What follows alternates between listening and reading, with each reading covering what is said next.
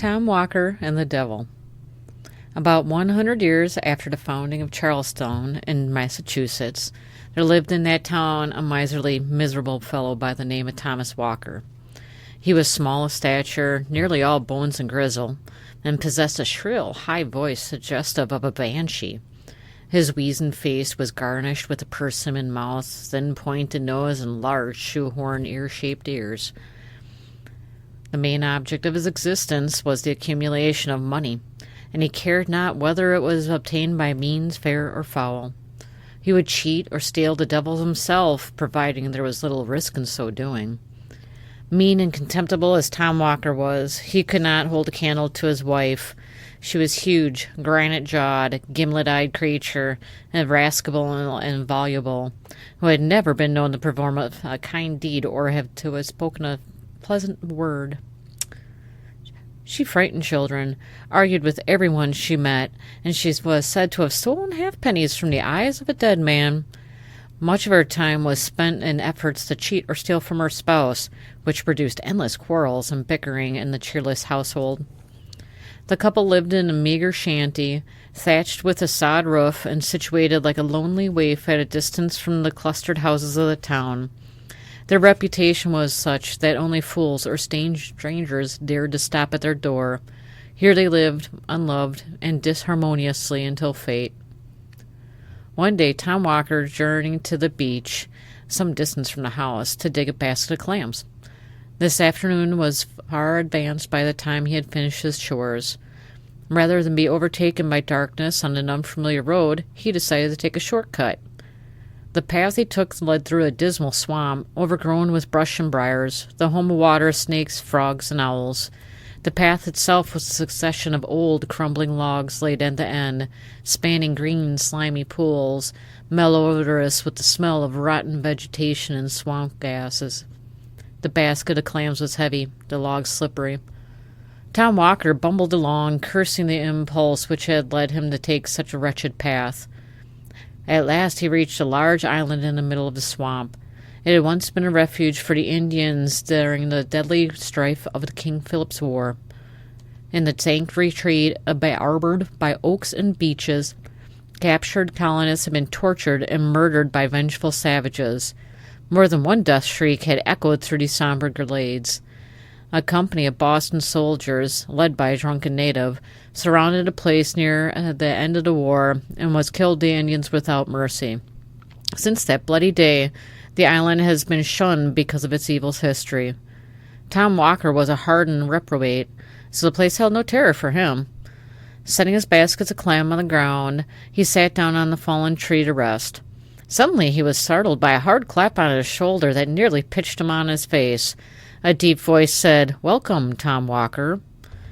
Tom glanced around and beheld a huge man, dressed in dirty buckskin, torn black stockings, pewter-buckled shoes, and a rusty cocked hat. His skin was coffee-colored, covered with bumps and moles and pox scars, and his hand was a double-bitted axe. "You're an odd-looking swab," Tom commented ill-naturedly. "Who the devil are you?" The stranger chuckled. "You called the turn. I am the devil.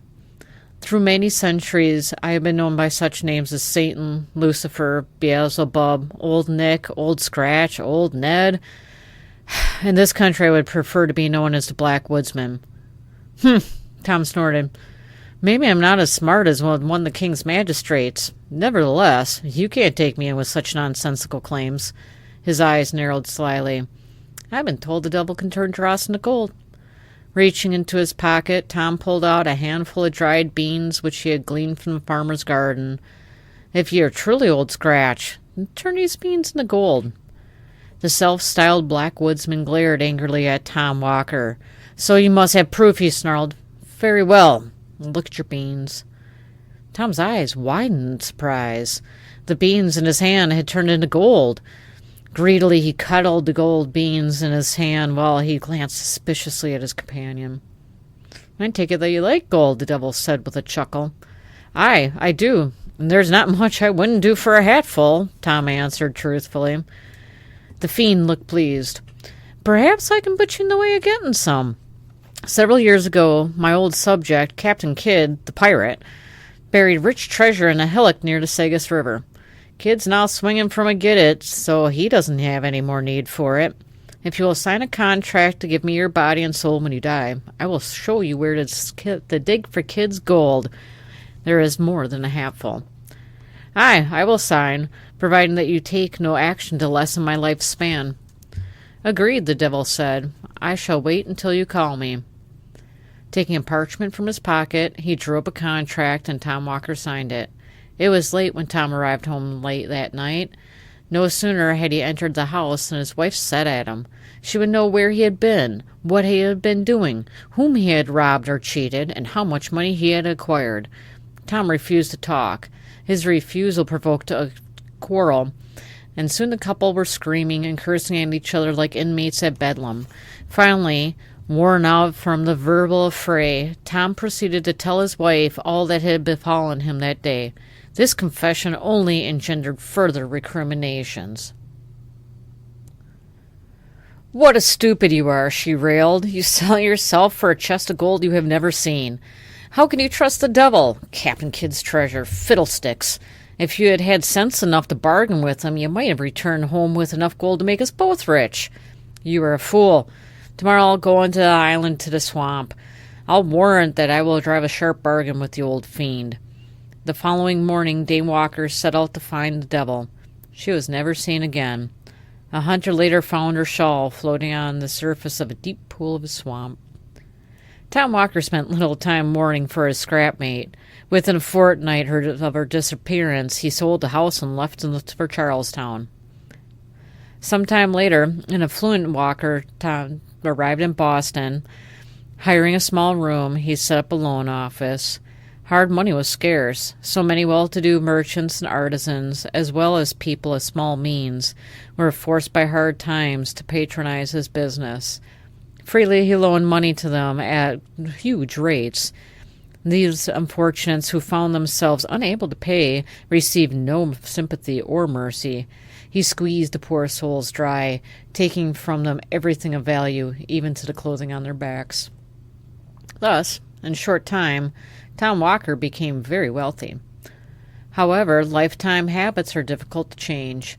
Despite his wealth, he was grieved for more. His miserliness kept him from spending and enjoying his money. As he grew older and richer, he became obsessed with a fear of being robbed.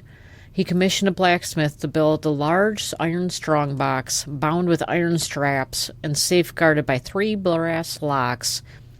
In this safe he kept his gold and business papers. About this time, his pact with the Black Woodsman must have been preying on his mind. He began to carry a Bible in his pocket. He even joined a congregation of the church, figuring, no doubt, that in this way he could cheat the devil. Hypocritically, he would mouth his religious phrases on Sunday and skin the hides of his debtors to balance the week. One hot afternoon, Tom was busy in his office, scanning a list of mortgages. Perspiring freely, he finally took off his coat and draped it over a chair. An old man entered the office, rubbing his hands together nervously, his rheumy eyes blinking at Walker. "I have come here to ask a favor of you," he piped. "I cannot raise the money for the mortgage payments on my house. I would like you to wait until my son comes home. He will pay you. He's a sailor, and he owns his own ship." "Damn your impudence," Tom snarled. "I'll foreclose. I would rather let the old fiend take me than give you 1 hour over your bounden time." At that moment, the doorway was darkened by the entrance of a smoky-colored giant, dressed in frayed buckskin. "I've come for you, Tom Walker," he said. Tom jumped up in alarm and tried to reach the Bible in his pocket, but it was too late. The devil grabbed him by the scruff of his scrawny neck and dragged him from the room. A frightened clerk later said they saw Tom Walker and the man in buckskin mounted on a black horse, galloping the devil towards Charlestown. He also claimed that smoke and blue flames issued from the horse's mouth. This last intelligence, however, was discredited by the authorities. Walker was never seen again, and only a cursory search was ever made for him. In the process of time, his large iron chest was opened under the watchful eyes of a magistrate. It was found to contain nothing more valuable than a peck of charred papers and a dozen sacks filled with stones.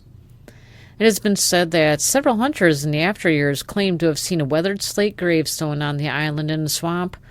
Engraved on it was the short epitaph, Thomas Walker, born April 1st, 1680, went to hell in the year 1739.